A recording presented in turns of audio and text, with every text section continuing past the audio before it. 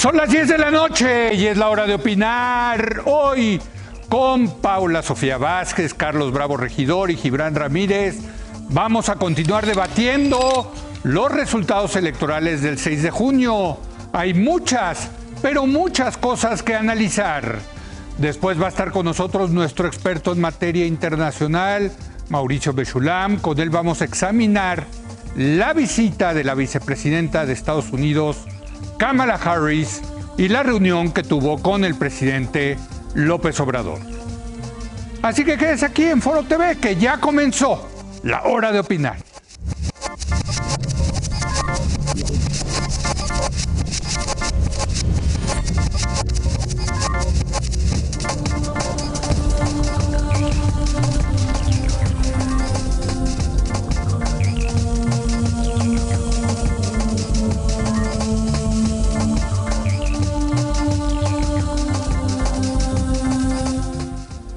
Muy buenas noches. El martes de la semana pasada tuvimos un desafortunado incidente que afectó la imagen de nuestro colaborador Gibran Ramírez y su pareja Valeria López. Como conductor de la hora de opinar, les ofrecemos una disculpa a ambos por este error de producción. Ya tomamos desde luego todas las medidas para evitar que algo semejante ocurra en el futuro, así que disculpas, Gibran, y transmíteselo por favor a tu pareja. Claro que sí, tomo la disculpa en lo que vale. Gracias. Bueno, vamos a seguir con las elecciones. Hemos tenido, yo creo, unas elecciones muy buenas, muy interesantes. Yo creo que demostramos que la democracia mexicana goza de cabal salud. Los mexicanos utilizaron su voto para premiar y castigar a los buenos y a los malos gobiernos, para hacer una evaluación de los resultados. Saludo de nuevo a Gibran Ramírez. Saludos. ¿Cómo estás, Gibran? Buenas noches a todo el auditorio. Es un gusto estar aquí físicamente otra vez. Sí, caray, qué gusto tener a Gibran aquí en el estudio, como es un gran gusto tener a Paula Sofía también en el estudio. Buenas noches, Leo, Gibran. Encantados de estar de vuelta. Qué bueno, qué bonito verlos acá, de verdad, da gusto. Vía remota, Carlos Bravo Regidor, te extrañamos, Carlos, pero bueno, esperemos tenerte la semana que entra aquí. Carlos, buenas noches. Muy correspondidos, también extraño estar ahí. Muy buenas noches, Leo. Bueno, tú estás con tus libritos ahí atrás, así que muy bien protegido. Pero bueno, vamos, un primer comentario, Gibran. En lo general, ¿cómo viste las elecciones? Muy bien, estoy muy contento por el resultado. Todo el mundo se proclama ganador. Sí. Eso es muy importante, porque todos sienten que ganaron algo. Y el conflicto postelectoral más bien se está yendo al interior de los partidos. Hay una disputa de la narrativa, de quién ganó y quién perdió. Totalmente. Pero todo el mundo está contento, lo festeja, reconoce el resultado, y eso creo que es una buena noticia para la estabilización de este nuevo régimen político que ya tiene cara de bipartidismo sin que cambien las leyes electorales. Eso sí, en el PRI le reclaman a Alito el número de gubernaturas perdidas. En Morena le reclamamos a Mario Delgado algunos de los perfiles y algunas de las campañas. Y la Ciudad de México. Y la Ciudad de México, desde luego. El alejamiento con la clase media en general, que le costó electoralmente a Morena. Y en el PAN le reclaman a Marco Cortés haber sido parasitado por el PRI y darle una especie de vida artificial. Así que yo creo que cada partido tendrá que arreglar lo suyo. Pero en lo general es muy buena noticia que todos sientan que ganaron algo, que lo digan y que estén contentos ahora. Creo que es un alivio para esta polarización discursiva que veíamos, como que ya asumieron su papel de oposición y de minoría. Bueno, y hay que decir, dice Gibran, bipartidismo, pero dividido, ¿no? O sea, un bloque Morena, el PT y el Verde, otro bloque PAN, PRI, PRD y Movimiento Ciudadano, ¿no? O sea, así como bipartidismo, ¿no? Ahí sigue esta tercera opción, ¿no? Sí, yo la verdad es que no cantaría todavía la canción del bipartidismo, porque creo que faltan muchas cosas, ¿no? Falta primero ver qué alianzas se consolidan, porque pues sí, una cosa es haber ganado en la alianza electoral y la otra es que pues los ejercicios de facto vayan a funcionar como alianzas, ¿no? El Verde ya desde el principio anunció que pues va a valorar, ¿no? Claro. Y el PRI también ya anunció que igual se sienta a la mesa con Morena, ¿no? Entonces pues todas estas cosas también tienen que ver tendrán sus propias dinámicas, incluso creo que habrá pues, temas de coincidencia en algunas cosas y eso. Me parece, coincido con Gibran, creo que fue una muy buena jornada electoral. Fue una jornada de muchas sorpresas, muchas cosas que no se esperaban, en las que sí, los pronósticos que se tenían fallaron. O sea, Baja California Sur fue una gran sorpresa. Sí, sí, sí. Muchos de los porcentajes en los que se veían elecciones cerradas terminaron siendo elecciones donde se ganó con unas mayorías holgadas. Y pues la otra, evidentemente, pues es el descolón de la Ciudad de México, ¿no? O sea, creo que el problema, el resultado de la Ciudad de México, nadie lo veía venir. Vamos a tener que tener una mesa con los encuestadores para ver qué pasó, porque a nivel nacional sí se sobrerepresentó por lo menos 6 puntos a Morena del resultado que obtuvo. Sí. ¿No? Creo que, y mira, creo que también son unas elecciones de mucha alternancia. Sí. Lo cual habla pues, Sí. de un sistema democrático que la democracia procedimental estaba más viva de lo que muchos querían y de lo que otros vaticinaban trágicamente, ¿no? Sí. O sea, creo que Que ahora se le funcionó el dotó de sistema. contenido. Sí. Ahora se le dotó de contenido a sí, esa sí, sí. democracia procedimental que teníamos ya. Las Totalmente. elecciones se organizaron magistralmente, 99.7 de las casillas hechas, participación ciudadana histórica grande. Intermedias. Poco conflicto postelectoral, que lo veíamos complicado. También era una de las cosas que considerábamos complicada y aparentemente pues habrá 2 que 3 Bueno, impugnaciones. quién sabe en qué termine la Habrá 2 o judicialización, 3, ¿no? habrá 2 que 3 impugnaciones, Sí. pues yo creo que Campeche terminará judicializándose, Sí. pero la realidad Nuevo León probablemente. es que lo que esperábamos del marasmo de que todo terminara en el Tribunal Electoral, pues no, parece que no. Entonces, Carlos, tuve la oportunidad de compartir contigo aquí en Televisa la cobertura el pasado domingo. Lo decíamos desde el domingo, ¿no? O sea, sí había un ambiente, no sé si festivo, pero optimista con respecto a lo que estaba pasando ese día de la jornada electoral. ¿Ha cambiado tu opinión? No, para nada, al contrario. De hecho, para mí lo más destacable sería pues lo tranquila que fue la jornada. Hubo ahí alguno que otro incidente, como siempre hay, pero en general, la verdad, comparado con lo violentas que fueron las campañas, la verdad es que la jornada transcurrió pues con mucha normalidad, como debe ser, aburrida, como un trámite, ¿no? Y donde el protagonismo pues no ocurre propiamente por los incidentes en las casillas. A mí me llama mucho la atención también porque durante la campaña pues lo que vimos fue que uno de los conflictos que chupó más oxígeno político, mediático, fue justamente el conflicto del presidente López Obrador con el INE, en buena medida, digamos, gravitando en torno al tema de la candidatura de Salgado Macedonio en Guerrero. La verdad es que las cosas sí llegaron a límites que resultan intolerables, con amenazas de muerte, pues con toda esta cuestión de que iban a quitar a los consejeros, incluso ahí el representante de Morena en algún momento dijo que había que devolverle las elecciones a Gobernación, en fin, muchísima hostilidad desde la órbita López Obradorista contra el INE, y la verdad es que el INE sale muy fortalecido. En las encuestas es la institución civil que suscita más confianza, más aprobación de parte de la población, incluso arriba de la presidencia de la República, solamente superada por las Fuerzas Armadas. Y creo que vemos un INE muy fortalecido, muy cumplidor, y bueno, pues que también impecable en su logística para organizar a más de 1 millón de ciudadanos que voluntariaron como funcionarios de casilla, y esto es muy importante también decirlo, porque es el propio pueblo el que finalmente recibe y cuenta y garantiza la integridad del voto del pueblo. Ahí sí me parece que pues no hay lugar a escatimar ese reconocimiento. E incluso, la verdad, para retirar muchas de las cosas infundadas, inmerecidas, que se dijeron con respecto al Instituto Nacional Electoral. Esa sería, digamos, mi primera observación. Bueno, y nada más anotar, para complementar ese puntito de optimismo con algo no tan optimista, que la verdad es que a mí la participación sí me pareció un poco decepcionante. Yo había leído algunos pronósticos que esperaban más. Pero bueno, al final parece que el hecho de que fuera una elección intermedia, probablemente todavía el entorno de la pandemia y la violencia durante las campañas, parece que esos efectos, digamos, que esas causas que tienden a deprimir el voto pudieron más que la causa que se esperaba que sacara a la gente a votar, que era el tamaño de las elecciones y la concurrencia, ¿no?, de tantos procesos electorales simultáneamente, ¿no? Gibran, el INE. Estuvimos hablando del INE. Morena queda, digamos, satisfecho finalmente con la con el Instituto Nacional Electoral. Se dijeron cosas muy duras, ¿no? Pero pues al final del día yo creo que el INE hizo su chamba, pero quiero tu opinión al respecto. ¿Cómo queda la relación, tú crees, de Morena, el partido gobernante, con el Instituto Nacional Electoral? Yo creo que el descontento sigue intacto, porque no se reclamaba la capacidad técnica para organizar los comicios.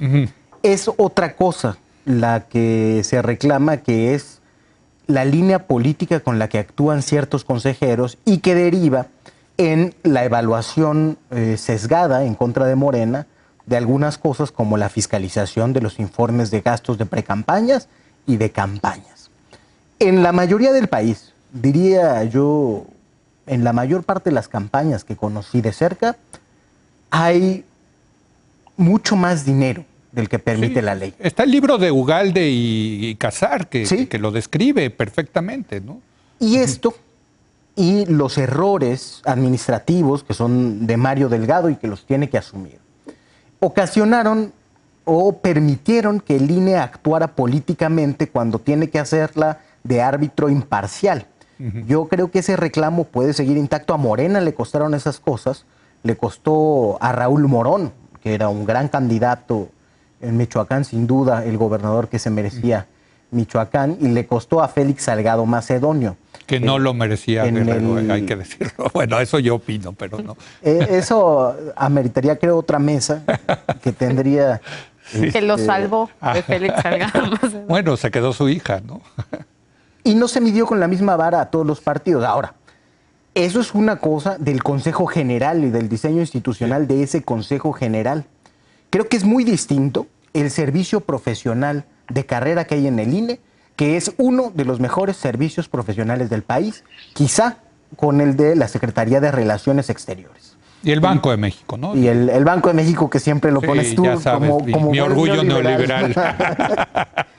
Entonces, creo que hay que dividir la discusión sobre el INE, creo que no hay que matar la discusión sobre una posible reforma política, aunque por la fuerza de los números, es poco probable que esta reforma política tenga una profundidad mayúscula, ¿no? O sea, se salva el INE, ¿no, Paula? De estas, digamos, amenazas que se dieron de que lo iban a desaparecer. Y sobre todo, muy importante, van a tener que negociar. Como quedó la Cámara de Diputados, que es la que nombra, ahora que se va Ciro Murayama y se va Lorenzo Córdoba, van a tener que negociar. Van a tener que negociar con la oposición, ¿no? Claro. Para tener las 2/3 partes, ¿no? De las preocupaciones que teníamos antes de saber cómo está integrada la Cámara, una de ellas era efectivamente cómo iba a quedar la nueva configuración a partir de la salida de los dos consejeros, pues más opositores de acuerdo a una narrativa. Sobre todo que viene el consejero presidente, además es el consejero presidente, ¿no? Correcto. Y es el consejero presidente, el secretario ejecutivo, y ahí sí pues hay mucho en juego de las dinámicas adentro del Instituto Nacional Electoral. Yo creo que se salva. O sea, yo creo que se salva por dos razones. O sea, una, porque todo mundo quedó lo suficientemente contento con los resultados que obtuvo como para no pegar. Sí. Y dos, porque pues también la configuración del Congreso, si de por sí se antojaba muy difícil una reforma constitucional que de verdad modificara a profundidad el funcionamiento del INE, porque el del Senado siempre ha estado ese bloque, pues creo que ahorita también pues la nueva composición de diputados antoja más lejos esta reforma constitucional, y creo que muchas de las que siguen, ¿no? O sea, creo que ahí sí hay ciertas cosas que para pensar en cómo va a funcionar esta segunda mitad de sexenio, pues creo que sí, todo el tema de el avance de las reformas, o por lo menos la dinámica que tenían de aprobación las reformas, en las que todo pasaba rapidísimo, diputados era como el bastión donde se podía innovar, y que era 100% pro 4T, creo que eso sí va a ser mucho más complejo y puede ralentizar o incluso detener pues un montón de cosas que todavía se quedaban en el tintero legislativo en el siguiente periodo. Pero todas las constitucionales, quiero apuntar, pasaron con votos de la oposición. No podían pasar de otra manera. Algunos, pero también pararon algunas. No podía pasar de otra manera. También digamos, unas sí las pararon. O las cambiaron sustancialmente, como la revocación del mandato. ¿No? Así es. Bueno, aunque eso fue más por la composición del Senado. Sí, claro, por donde no tenían los 2/3 partes, ¿no? Pero déjenme ir a los resultados. Carlos, ya viendo los números fríos, etcétera, yo creo que el gran ganador de esta elección es el Partido Verde, pasa de 11 a 44 diputados, un crecimiento de 300%, ¿no? Es el que más gana porcentualmente y es el que queda en esta posición increíble de partido bisagra, tú lo decías el domingo, ¿no? Y pues va a vender caro su amor. A mí me parece tristísimo, y ahorita lo vemos también con ustedes, que el proyecto de la Cuarta Transformación dependa del partido más tramposo y corrupto que hay en México, que es el Verde, Carlos. Sí, Leo, completamente. La verdad es que sí, no deja de ser sorprendente de pronto escuchar, digamos, todos estos discursos sobre la superioridad moral del López Obradorismo o sobre la oposición moralmente derrotada cuando van del brazo Morena y el Partido Verde. Y no solamente van del brazo, o sea, digamos, ahora el Partido Verde se convirtió de alguna manera en una válvula de seguridad junto con el Partido del Trabajo, por cierto, sí. Para que el López Obradorismo pueda tener todavía, digamos, los votos cómodos entre los tres para tener mayorías absolutas, hacer cambios legales, aprobar el presupuesto, en fin, una serie de cosas que desde luego son muy importantes para el gobierno. Realmente creo ahí, Leo, que ya empezamos a ver, de hecho, algunos movimientos interesantes, creo, consecuencia de las primeras lecturas que se hacen de esto. Por un lado, incluso antes de que se dieran a conocer los resultados, lo recordarás porque lo comentamos en la transmisión del domingo, un mensaje que envió el senador Velasco, uno de los líderes más importantes del Partido Verde, diciendo que ellos estaban considerando, ponderando, no me acuerdo. Valorando. Es importante el verbo, ¿eh? Valorar es ponerle precio a una cosa, ¿eh? Hermoso, hermoso. Sí, realmente, por lo menos, me hace recordar una caricatura que se publicó hace mucho tiempo en el New Yorker, en el que un político salía y decía: quiero disculparme porque la mala elección de palabras que acabo de hacer hizo que se entendiera perfectamente bien lo que estaba diciendo. Y creo que ese fue el caso del senador. Sí. Por un lado, por el otro lado, vemos al presidente de la República hoy en la mañana ya empezando a flotar la idea de un acercamiento con el PRI. A ver, espérame tantito, lo del PRI quiero tratarlo separado. Quiero darle una vuelta a lo del Verde. A ver, si me permites. Acabemos con el Verde entonces, nada más. Sí. En efecto, creo que eso ya empieza, se ve interesante. El Partido Verde, pues muy en su juego. La verdad es que al Partido Verde se le puede acusar de todas las cosas, salvo de una, que es un partido muy coherente en su oportunismo. Sí. Siempre lo ha sido. Y la verdad es que, míralo, está convertido hoy en día, en parte pues por la disrupción, por el desfondamiento del sistema de partidos, en parte también por la alianza con Morena, en la cuarta fuerza en la Cámara de Diputados. Entonces creo que el Partido Verde pues ahora sí que va a juntar sus fichitas, a hacer sus cuentas, y no creo que, digamos, yo creo que por el momento todavía le conviene seguir siendo parte de la coalición López Obradorista, pero creo que va a salir de shopping, ¿no? Porque pues ahora sí que pues juntó muchas fichitas en esta elección, ¿no? Dirían en inglés, that's politics, ¿no? O sea, ver cuántas fichas tienes y ponerlas en la mesa de negociación. Para usted es un socio muy incómodo, Gibran, muy, muy incómodo, supongo. Pero, bueno, yo creo que el Partido Verde se ha vendido menos caro de lo que parecería. O sea, en realidad han costado... No les des idea. No, ha costado... Qué gran elogio. Ha costado en algunas votaciones. Nos salió barato. Particularmente en la conformación de los órganos de gobierno de la Cámara de Diputados actual. Fue el Partido Verde más generoso con Morena que el PT, que sabiendo que las fichas que tenía, vendió más caro su amor. Bueno, también venía de ser priista. Ahora. ¿No? O sea, digamos que tuvo que dar algo a cambio de la lealtad, de su nueva lealtad. Bueno, en fin. Claro, ahí ese día que más bien Mario salió de shopping de diputados del Partido Verde. Exacto. Y se los llevó a... Mario Delgado, estamos hablando, ¿no? Mario Delgado, a la bancada de Morena. Y quiero también hacer un matiz sobre la entrevista en la que se origina esta declaración de Manuel Velasco. Él le estaba diciendo a René Delgado que van por una estrategia dialogante con todas las fuerzas políticas. Y René, que es muy buen entrevistador, oiga, ¿y si Morena no quiere? ¿Y si Morena no quiere ir por donde va el Verde? Y entonces ahí se saca esa pregunta diciendo, bueno, pues habría que valorar. Pero yo creo, por lo que veo, quizá estoy siendo demasiado optimista, que hay un ánimo mucho más dialogante en este periodo postelectoral de 2021 que en el periodo postelectoral de 2018. Creo que es en general la atmósfera pública. Y ganaron una gubernatura, ¿no? Que eso también, a ver, también Morena bajó las manos en San Luis Mario Delgado entregó la gubernatura de San Luis Potosí al Partido Verde y a Ricardo Gallardo. Pues directamente. Es política pura y dura, ¿no? Política de alianzas. la más fea. Pero pues, son las alianzas, ¿no? Es que ahí está el tema, tú lo dices. El presidente prometió regenerar la vida pública del país y acabó negociando con lo peor de la vida pública del país, que es el Verde. Esa es la realidad. Yo no creo que haya sido una decisión del presidente entregar San Luis Potosí. Bueno, pero sus operadores sí, ¿no? Ahí Mario Delgado tiene sus propios intereses, su propia agenda. Al final la hizo avanzar. Yo, la verdad, sinceramente, no veo ningún indicio que permita pensar que eso fue una decisión presidencial.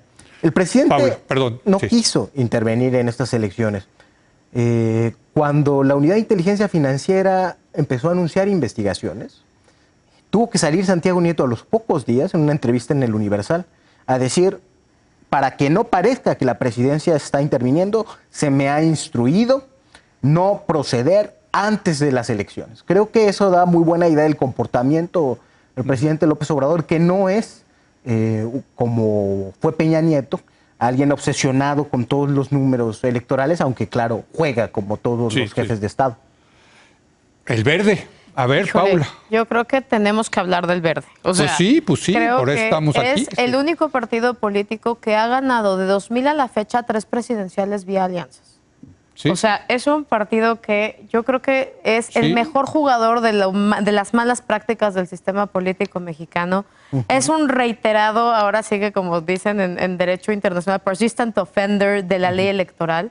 Este chistecito con el que salió de los influencers fundiantes pero aparte es de un cinismo. Pero ya lo habían hecho. Exacto. Y pagaron la multa y lo volvieron a hacer. Con Raúl Araiza. O sea, yo creo que si nos queremos tomar en serio la salud de nuestra democracia ahora que nos tiene tan preocupados, nos tenemos que tomar también en serio el papel del Verde, no solo en relación con Morena, en relación con todos los partidos. Porque si uno analiza el mundo local, vemos que el Verde bailó con todas. Y el Verde, aparte, con esa capacidad infinita que tiene para irse con el más ganador. Porque aparte tienen un tino para saber con qué candidato, con quién necesitan hacer alianza, en qué lugar, por supuesto. O sea, en eso sí son geniales. Tienen muy buenos profesionales en términos de medir las cosas, ¿no? Pero creo que aquí sí debemos como de empujar el tema de las violaciones sistemáticas a la ley electoral que te dan para que quites que se retiren los registros. Pues sí, pero ahora lo va a apoyar el gobierno. Eso siempre le pasa. Y como lo apoyó eso siempre pasa. Peña el sexenio pasado. Nunca hay voluntad política porque siempre está el bando ganador. Pero creo que sí tenemos que hablar en serio de qué vamos a permitir. Todos los partidos perderían el registro si aplicara la ley electoral. Pues sí, pero estos ya son unos... No, bueno, pero estos sí. O sea, todos son horribles ahí, pero hay unos más horribles que otros, ¿no? Ponemos el cinismo en la ley electoral como causante de pérdida de registro. Esa ya hubieran perdido desde que nacieron. Pero bueno, tenemos que retomar el tema del Verde, desde luego. El gran ganador fue el más tramposo, que es el Verde. Eso habla... Yo me quedo con muy buen sabor de boca de lo que ocurrió el domingo, pero esto del Verde sí no me gusta nada. Ahora pasamos, si les parece, a lo que dijo hoy el presidente, que dijo, pues sí, nos quedamos cortos de la mayoría calificada y podríamos negociar con algunos diputados del PRI.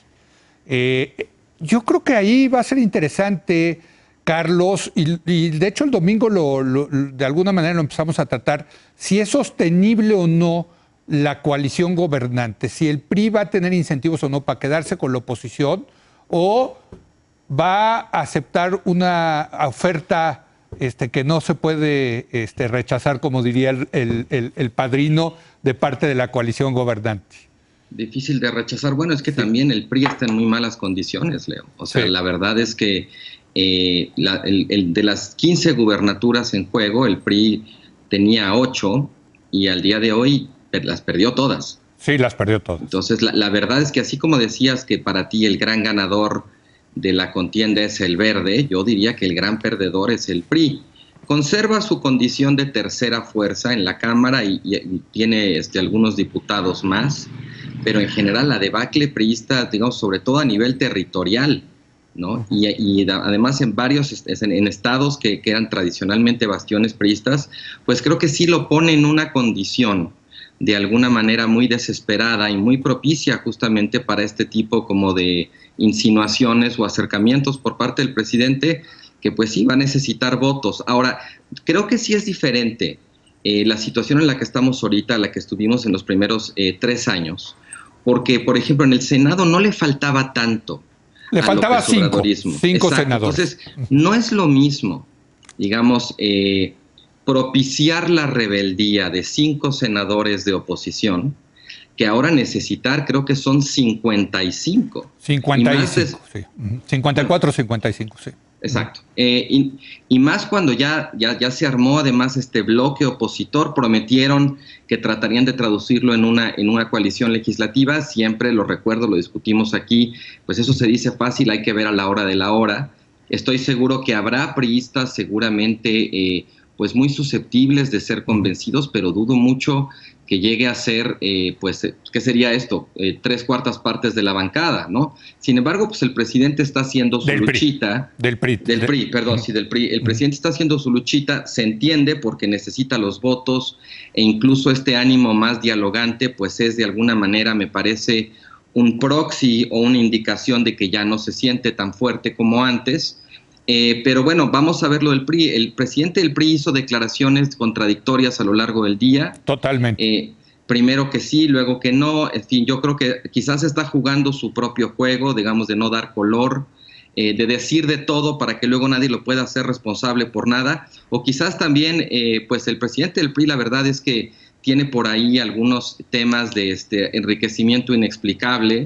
Tiene una mansión que no corresponde con lo que declaró, digamos, en su declaración patrimonial, y por lo mismo también es un líder político pues con un flanco muy vulnerable, ¿no? Y que puede terminar convirtiéndose de alguna manera en la llave que termine abriendo la puerta priista, ¿no? Vamos a ver, ahí me parece que hay esas cosas como que dicen, como que en las que hay que mantener el ojo después de la elección. ¿Qué pasa con el PRI, con el presidente del PRI? Manlio Fabio Beltrones, cuando perdió menos de lo que perdió Alito Moreno y al día siguiente puso su renuncia sobre la mesa. Sí, pero gobernaba el PRI de Peña Nieto. Sí, pero, digamos, aún así hay antecedentes de que ante la magnitud de este tipo de derrotas, digamos, la nobleza obliga a que se baje el que está y que haya un proceso, digamos, de recomposición, un nuevo liderazgo, pues porque el que quedó entrega muy malas cuentas, ¿no? Bueno, déjame hacer una breve pausa porque ya se nos fue el primer bloque. Regresamos, está bueno el debate. Muchas cosas que analizar de los resultados electorales. Regresamos.